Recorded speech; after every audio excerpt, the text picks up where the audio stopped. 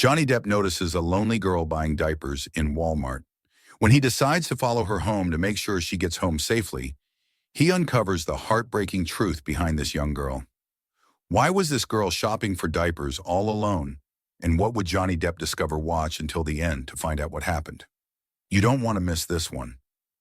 The night was dark and quiet as Johnny Depp drove along the deserted road outside the city. It was 9:30 p.m., and he was on his way to a filming location for the next morning's shoot. The empty road stretched ahead and behind him, illuminated only by his headlights and the occasional passing car.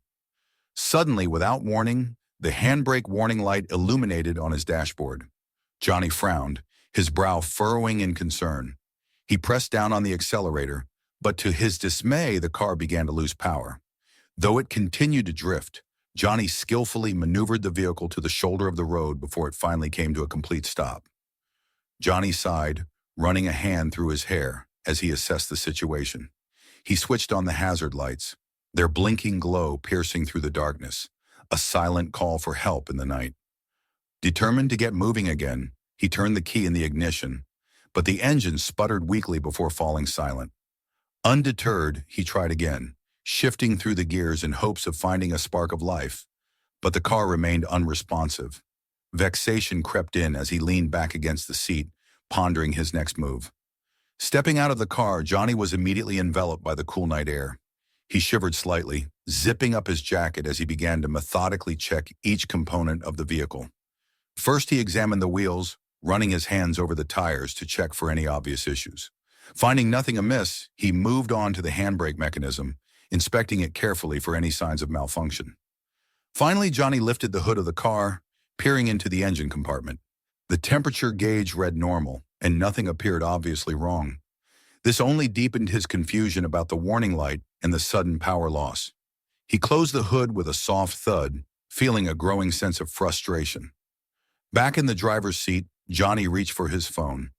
Years of dealing with unexpected situations on film sets had taught him to remain calm in such circumstances. His voice was steady as he dialed roadside assistance, providing his plate number and location details. "I'm on Main Road 101, he explained to the dispatcher. It's a quiet arterial road stretching about 25 kilometers through the outskirts of a small suburban neighborhood called Willow Creek Hollow. The area is nestled between rolling hills and sparsely lit residential blocks.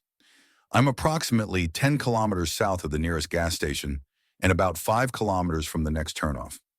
There seems to be a supermarket nearby and a row of scattered houses." The dispatcher listened attentively, promising to send help but warning that it might take some time given the late hour. "Please keep your phone ready at hand, Mr. Depp," the dispatcher added. "We may need to reach you to confirm your specific location at any time." Johnny agreed, thanking the dispatcher before ending the call. As he set his phone down, he noticed something that sent a jolt of alarm through him.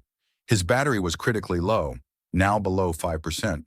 This new development brought a fresh wave of urgency to his situation. He needed to stay in contact with both the repair service and his assistant managing tomorrow's filming schedule. Johnny scanned his surroundings desperately until his eyes settled on an illuminated sign a few blocks away. The fluorescent glow of a Walmart stood out like a beacon of hope against the otherwise dark landscape. It was the only nearby store where he might quickly find a charger or power bank for his phone. Johnny weighed his options. The store was likely close to closing time, but he couldn't risk losing contact with the repair service or his team. With a determined nod, he made his decision. He would have to make a quick trip to the store and hope he could find what he needed before it closed. Johnny stepped out of his car, ensuring it was securely locked before heading toward the Walmart. His footsteps echoed on the empty road as he made his way across several blocks to the store's parking lot. As he neared the entrance, his breath was warm and labored from the walk, but the cool breeze brushing against his face offered some relief.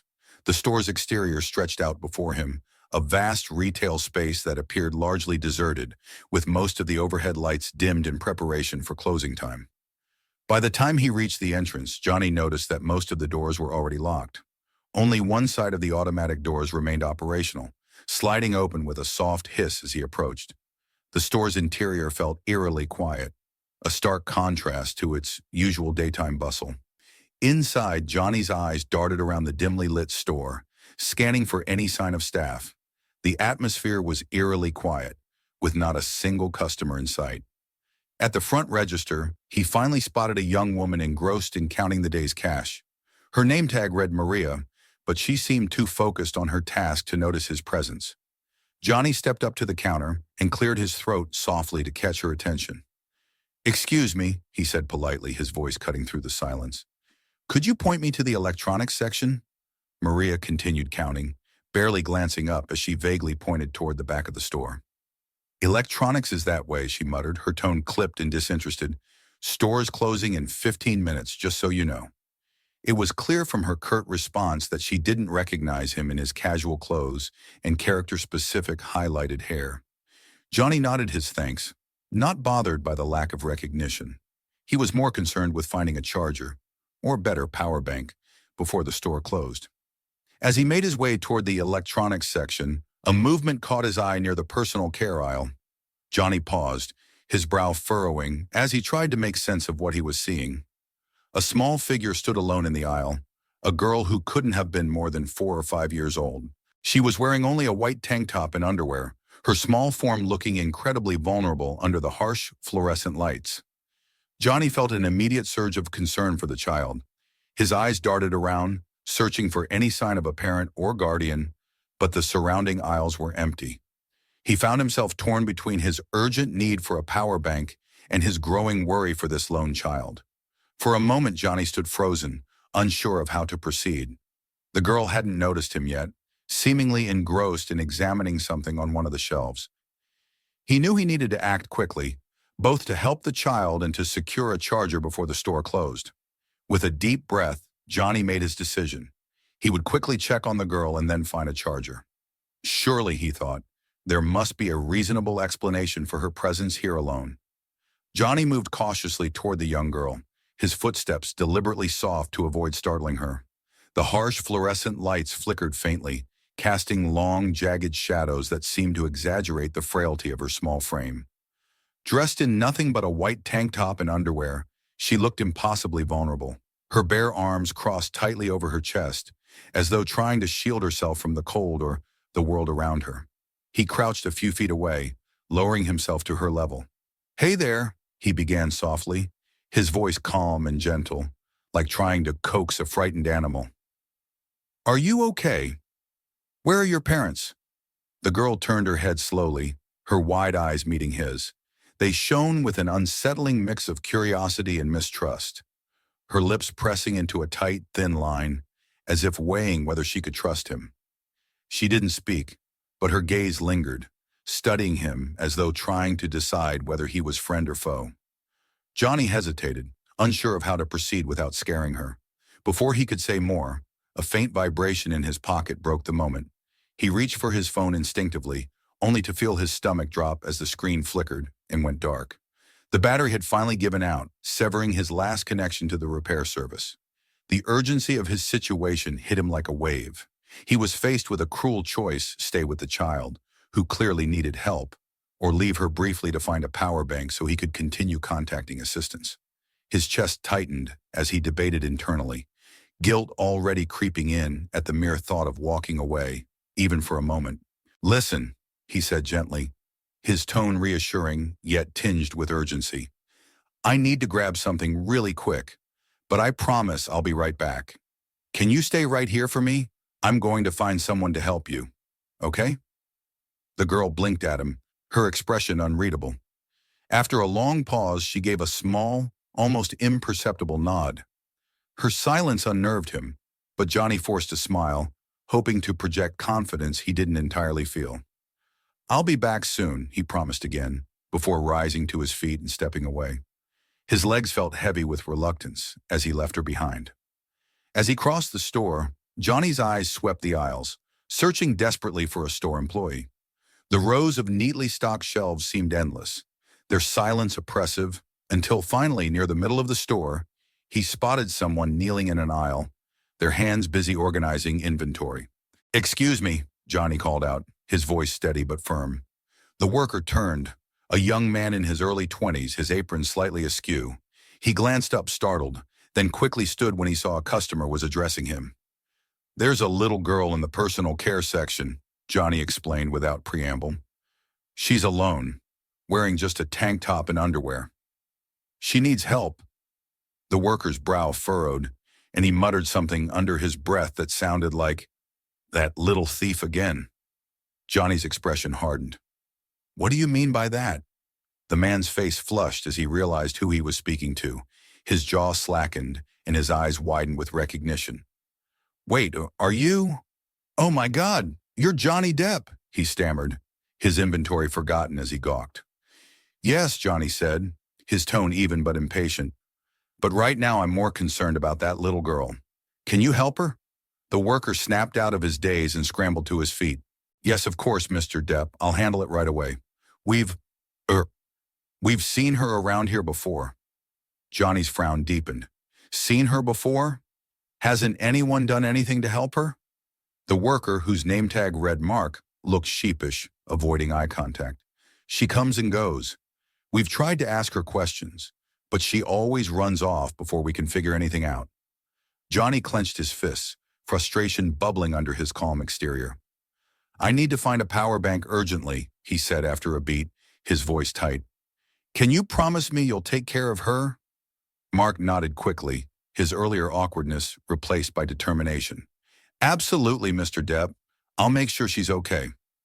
Johnny exhaled sharply, nodding as he turned to follow Mark back toward the personal care aisle. As they approached, Johnny's gaze fixed on the girl still sitting in the same spot where he'd left her. Mark stepped forward hesitantly, his voice low as he addressed her. "Hey, sweetheart," Mark said gently. "Are you all right? Let's get you somewhere safe." Johnny lingered for a moment, watching as the girl glanced up at Mark, her expression softening slightly. Feeling a flicker of relief, he told himself she was in good hands. With that, he forced himself to turn away, heading toward the electronics section. Even as he quickened his pace, his mind remained divided, half focused on finding a power bank, the other half still thinking about the mysterious girl and the secrets she seemed to carry in her silence. Johnny quickly located the electronics section, his eyes scanning the shelves until he found a suitable power bank. He grabbed it off the display, his movements hurried as he made his way back to the front counter. As he walked, his attention remained divided between watching for the girl, who was still talking with Mark in the same aisle, and focusing on completing his purchase. Despite Mark's assurances, worry continued to gnaw at him. Back at the register, Maria finally looked up as she scanned the power bank. "That'll be $29.99, she said, her tone still professional and detached. However, as she raised her eyes to meet Johnny's, her expression transformed in an instant.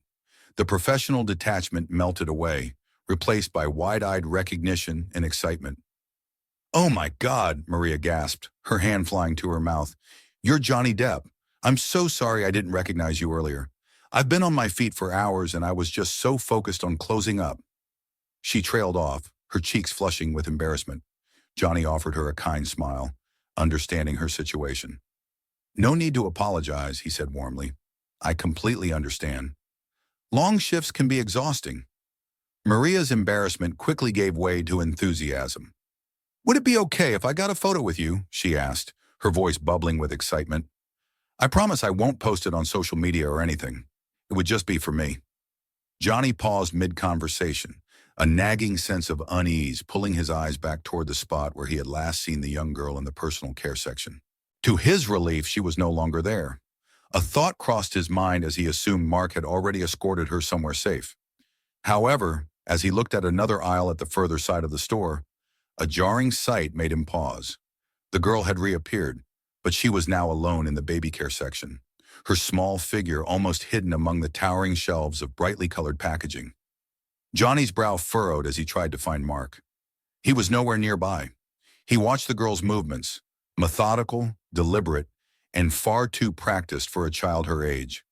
Torn between his desire to approach the girl again and not wanting to disappoint Maria, Johnny nodded his agreement to the photo. "Of course," he said, forcing his attention back to the cashier. "Just a quick one, though, if that's all right." Maria beamed, quickly pulling out her phone. As she positioned herself next to Johnny for the selfie, he couldn't help but continue watching the young girl from the corner of his eye. The girl was reaching up with surprising precision, her small hands clutching at the edges of 2 packs of small diapers. With a soft grunt of effort, she pulled them down, letting them land on the ground with a quiet thud. There was no hesitation in her actions, no fumbling or confusion, as if she had done this exact thing many times before. The camera flashed, snapping Johnny back to the present, capturing a slightly distracted version of himself standing beside an overjoyed Maria. "Thank you so much," Maria gushed as she checked the photo. "You've made my whole week." Johnny smiled politely, his mind already racing with concern for the child, and he felt a pang in his chest. There was something deeply unsettling about the scene, her isolation, her quiet determination, and the absence of Mark, who had promised to help her. For a moment he simply stood there, uncertain whether to intervene or continue paying for his power bank. Sir Maria greeted him again, pulling him back to the moment. "I'm sorry, how do you like to pay for your purchase?" Johnny blinked, momentarily snapping out of his thoughts. "Oh, sorry about that," he said with a small smile, regaining his composure. "I'll pay with card." He quickly handed over his payment, the transaction processed smoothly. As the receipt printed, Johnny felt a small wave of relief sweep over him. He grabbed the power bank in haste, plugging it into his phone as the green charging symbol flickered onto the screen. A quiet sense of victory settled in as he watched the phone start charging, one immediate crisis averted, though the other, the girl, still piqued his curiosity. As Johnny considered leaving, Maria's voice pulling his gaze back to the cashier. To his surprise, the little girl was now approaching the counter, the 2 packs of diapers clutched tightly in her small hands. Her eyes were fixed on the ground, avoiding anyone's gaze as she shuffled forward. When she reached the counter, she hesitated for a moment before pulling out a crumpled dollar bill from the waistband of her underwear. The money was wrinkled and worn as though it had been kept there for some time. Maria, still behind the counter, gave the girl a sympathetic but firm look. "Sweetheart," she said gently, "I'm sorry, but this isn't enough to cover the diapers. You need at least $5 more." The girl's eyes widened, her hands tightening around the dollar bill. But she didn't respond. She seemed to shrink under the weight of Maria's words, her face a mixture of confusion and embarrassment. Johnny watched this unfold, a sense of frustration creeping up his spine. It was clear that the girl was in over her head, and she was too young to be left to navigate this alone. Without a second thought, he stepped forward, his voice cutting through the tension in the air. "Maria," Johnny said, his tone soft yet firm, "I'll cover the difference." Maria looked up, startled, then smiled in recognition. "Mr. Depp, are you sure?" Johnny nodded, his eyes still on the girl, who now looked up at him, her wide eyes filled with uncertainty. "Yes, I'm sure," he replied, pulling out his wallet and handing Maria the required cash. He turned to the girl, his voice reassuring. "Don't worry, you're not alone in this." Maria nodded and rang up the diapers, handing the girl her purchase. As the transaction completed, Johnny turned to the child, giving her a gentle smile. "There you go," he said, his voice warm. "It's all taken care of." The girl hesitated for a moment, her grip still tight on the diapers. Then slowly she looked up at Johnny, her expression unreadable. "Thank you, sir," she said. "Don't mention it," Johnny said. Then he turned to Maria, a question forming on his lips. "Where's that staff member?" "Mark. The last time I saw him, he was with this little girl."